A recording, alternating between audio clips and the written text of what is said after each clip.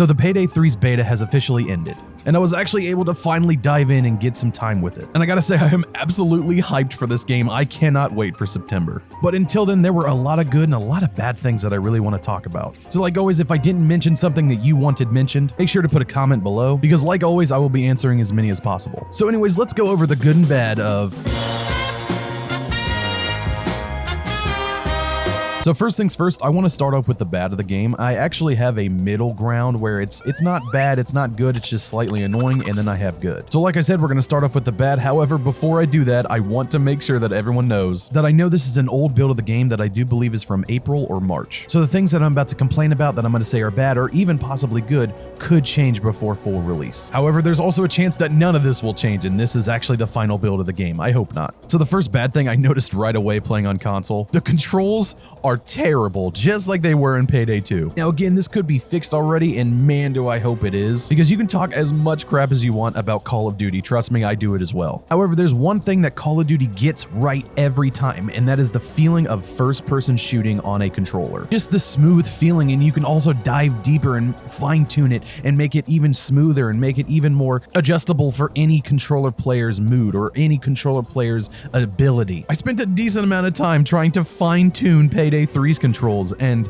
it just doesn't work well. It'll have very weird spikes of speed, like the acceleration was turned up way too high, and then as soon as you let go of the stick and you start spinning again or turning your head, it goes back to the normal speed and that acceleration is gone. Trying to fine aim from something far away is so ridiculous. It is so janky. You even kind of barely move that stick and your aim goes flick and just aims over the person that you're trying to aim at. So as soon as I saw pre-orders were available for the Super Sexy Edition, I made sure to do that for console, because console will just always be my main thing. However, after playing the console experience with these controls, I might just switch to PC for this game. Now again, and like I said, I am really hoping that this is going to be fixed before the main release, because bad or even just off controls can make or break a game. And it's one of those things that is so hard to explain, because visually it might not look like it's off. However, when it's in your hands and you feel it, it just feels off. It feels janky. I'm going to try my hardest to show some examples here, but I did take some time and fine-tuned it, so it might not look as bad as what it actually is when you first play it. I don't know if this is nitpicky, but oh man, answering pagers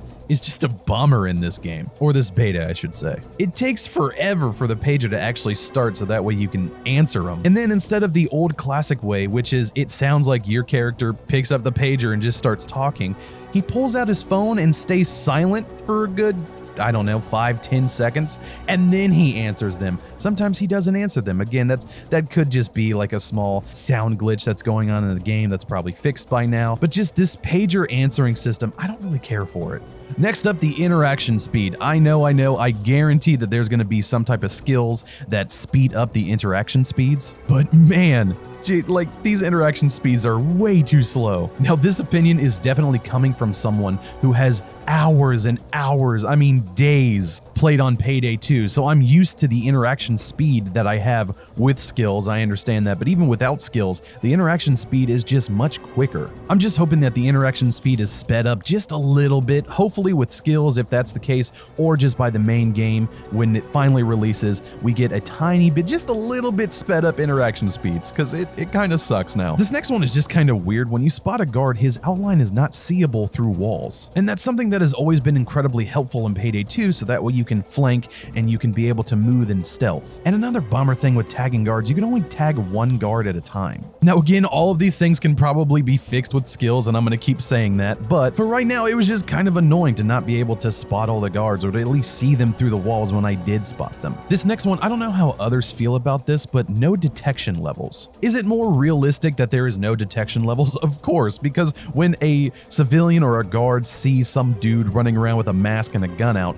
he's gonna immediately be like, yo, what the hell's going on? So it obviously makes sense that there is no detection level. However, just from this stealth mission alone, I can tell that going up in difficulty is going to be a lot harder, especially with these little mutators or extra things that they're adding on for each difficulty. So to add on more civilians walking around, to add on more cops walking around, with these new mutators added, like a lead guard having an unlimited pager, I feel like having a detection level would give you a little bit of a, oh, all right, well, I gotta deal with all this crap. I gotta deal with way more enemies and civs.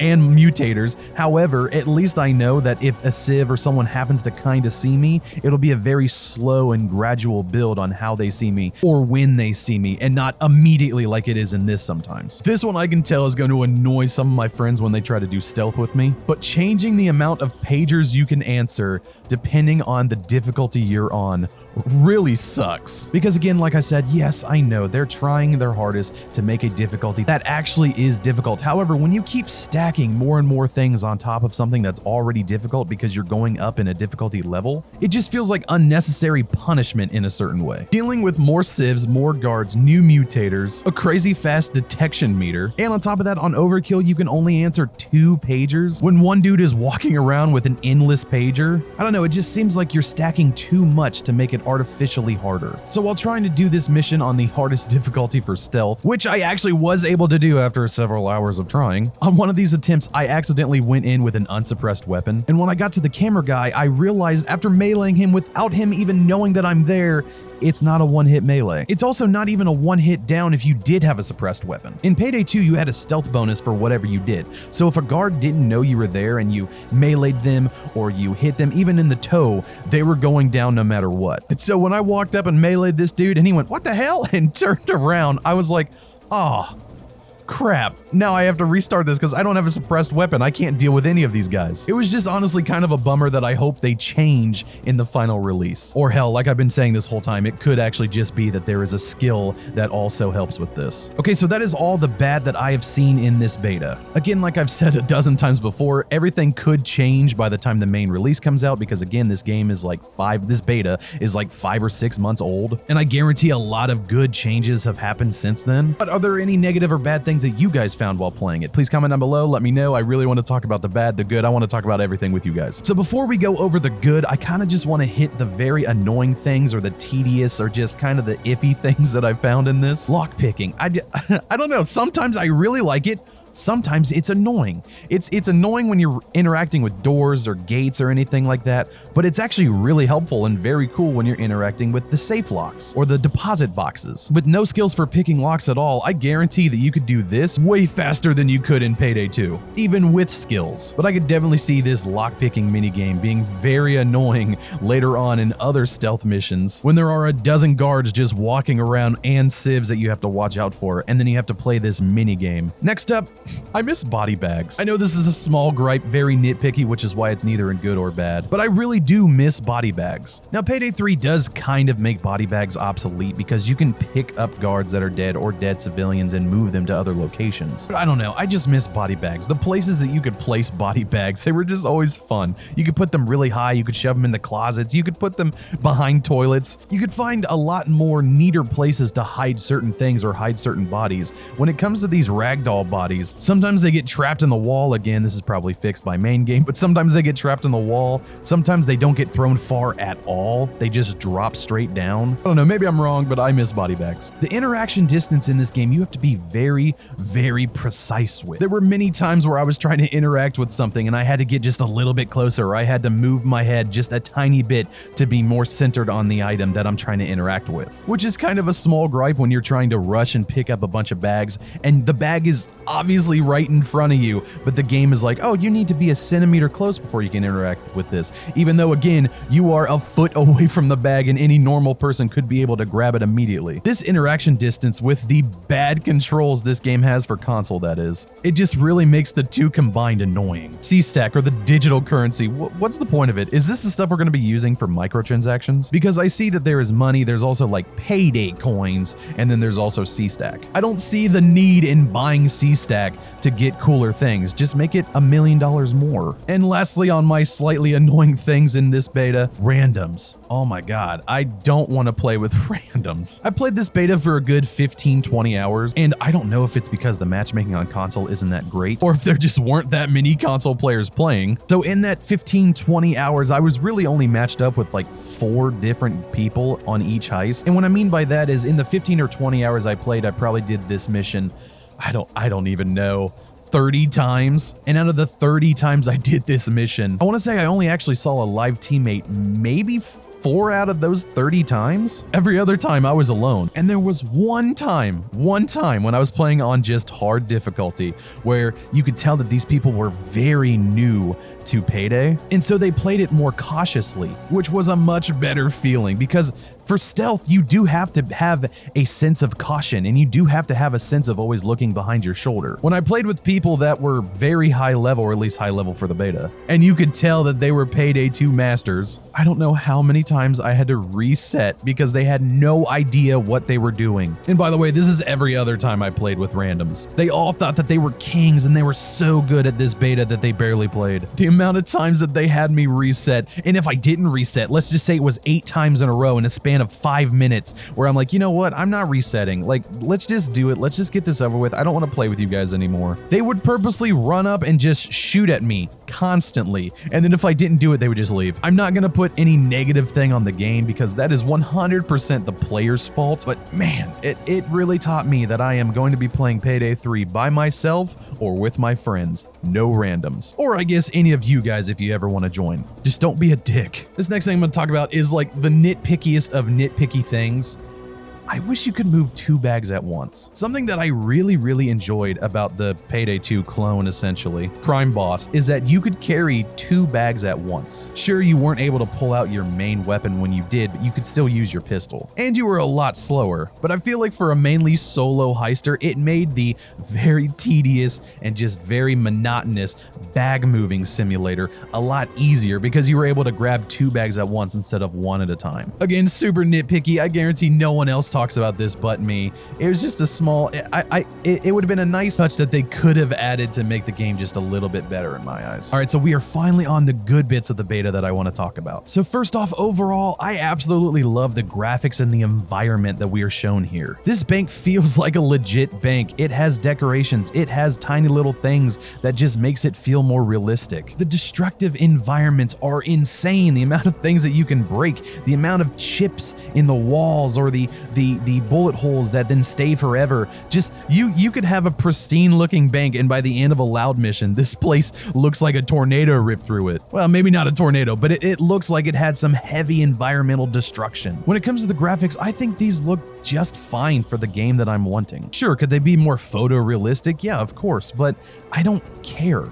Graphics, I'm gonna say this real quick. Graphics have never been a killer for me or something that makes it a great game. I always say graphics are the cherry on top of the game's ice cream. If you have terrible gameplay, if you have bad controls, graphics don't do anything with that. However, if you have pretty good gameplay and you have really good controls, even ugly graphics like Minecraft, for instance, being one of the most sold games ever, it doesn't matter what the graphics look like as long as the game is solid. However, if the graphics are terrible and the game is terrible, it downgrades it immediately. So for this heist, No Rest for the Wicked, it is, I gotta say, it's awesome. It's very simplistic. I really like how, in Payday 2, it got to a certain point where you were just asked to do some of the craziest out of the way things. But in this, I feel like they've gone back to normalcy. They've gone back to some realism. Shut off power, disconnect a few things, open the vault by using a special guy. Oh, and of course, get the key code from his computer. Now, don't get me wrong, I can guarantee that there's some out there missions in the main game. But for right now, I actually think that this was an amazing beta heist that they could have done. It's built great, the mission is really solid, even loud, it's very good. Being able to take key cards off of cops or guards that aren't suspected, it's so awesome. And then when they actually do suspect you or they do catch you and you just stand still and you haven't done anything bad, like he watched you remove his key card or something, they just spotted you inside of a private area, you get essentially a second chance because they're like, oh, you're back here? My bad, it's cool. You know what, you probably just accidentally wandered back here. Let me escort you back to the main lobby. Don't come back here or I'll shoot you in the face. That's essentially what they're saying. And I find this to be a very awesome small thing that you can do because you can walk around, you can collect as much stuff as you need for this mission or every single important item. And then if you get caught, you don't have to immediately start the mission over again. Also, you don't have to blow the cop away. You can just let him escort you back to the main lobby. I think that was a really good touch and a very good quality of life adjustment that we needed for this game. The ability to answer pagers as you're moving the guards. This is a godsend. I absolutely love this idea, being able to move a guard and also answer his pager at the same time. It's so helpful because in Payday 2, you had to wait for the pager and then answer it, and then you could body bag them and finally move them. And in this one, as soon as you drop them, you can pick them up and start moving them to a safer location immediately. And then you can even answer the pager while walking them towards that safe location. I can't believe it's taken 3 paydays to do this. Shutting doors. When you open a door, you can shut a door. It is so awesome. Now, civs and guards can just open those doors again, but being able to shut a door so that way you have a little bit of some, okay, I'm in a closed off area. This is my protected area, like in the guard rooms with the camera rooms. You can put all the civs you want in there or all the dead bodies you want in there and then shut the door. There's no way anyone can see into it. And I'm pretty sure guards don't just wander into the control room, which in real life they absolutely would, because I used to work for a legit armored guard company, and you had to go into the control room all the time. But throwing that out, I really do enjoy that you can shut the door and make sure that no one goes into that room, because no one's going to go into the control room in a video game. There's no purpose. One of the most annoying thing when it comes to Payday 2 is moving hostages or kiting hostages to a certain area. In this beta, they fixed it immediately. Now, again, you can kite them like you would in Payday 2. You can tell them to follow you and they will follow you. It kind of looks like they have the same pathing, if I'm being honest. Or you can just walk up and body shield them and drag them to the place you want them to go in the exact location, drop them, and zip tie them again. Something else that's really cool about the hostages is in the negotiation phase, you can trade hostages for extra time before that first wave of cops show up. And I do believe you can save a lot of time. I think you can get up to like a minute and a half, maybe more. Very cool quality of life change that we desperately needed. And another one of those quality of life changes that we desperately needed, the amount of cops that show up on each wave. In Payday 2, it gets to a certain point where wave 1, you were faced with the entire platoon of the armed forces, all of them combined, Marines, Navy, Army,